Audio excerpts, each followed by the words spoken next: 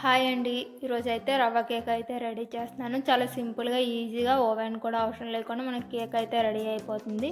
First అయితే ఒక bowl తీసుకొని ముప్పావు కప్పు వరకు అయితే రవ్వ తీసుకోవాలి. అందులోనే అయితే ఒక హాఫ్ కప్ వరకు అయితే పాలు కానీ, వాటర్ కానీ అయితే వేసుకొని ఒక హాఫ్ అన్ అవర్ పాటు నానబెట్టుకోవాలి. తర్వాత ఇంకొక మిక్సింగ్ బౌల్ అయితే తీసుకొని ఒక 2 ఎగ్స్ అయితే వేసుకొని 2 మినిట్స్ అయితే బీట్ చేసుకోవాలి. తర్వాత అయితే 1 కప్ అయితే షుగర్ పౌడర్ వేస్తున్నాను. మీ దగ్గర అయితే షుగర్ పౌడర్ లేకపోతే నార్మల్ షుగర్ ఉంటుంది కదా, అదే అయితే పౌడర్ చేసుకొని అయితే వేసుకోవండి.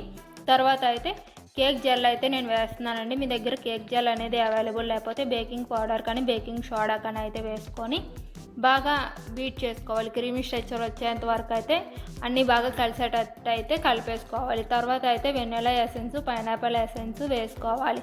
తర్వాత అయితే ఫస్ట్ నానబెట్టుకున్నాం కదా రవ్వ, అది కూడా వేసుకుని ఒక పావు కప్పు వరకు అయితే నెయ్యి వేసుకొని అంతా బాగా కలిపేసుకోవాలి 1 నిమిషం పాటు. మనం దేనిలో అయితే బేక్ చేయాలనుకుంటున్నామో దానిలో అయితే బటర్ పేపర్ వేసేసుకొని మనం రెడీ చేసుకుని పెట్టుకున్నాం కదా బ్యాటర్, అది కూడా వేసేసుకుని ఒక 2 ట్యాప్స్ అయితే ఈ విధంగా అయితే ట్యాప్ చేసుకోవాలి.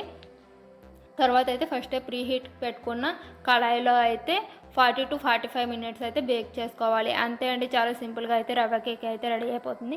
నా వీడియో నచ్చితే లైక్ చేయండి, ప్లీజ్ సబ్స్క్రైబ్ చేయండి. ఏదైనా రెసిపీ కావాలంటే కామెంట్ చేయండి. మనకి ఇక్కడ కేక్ అయితే ఉడికిందా లేదా అని అయితే ఈ విధంగా చెక్ చేశారు. Thank you.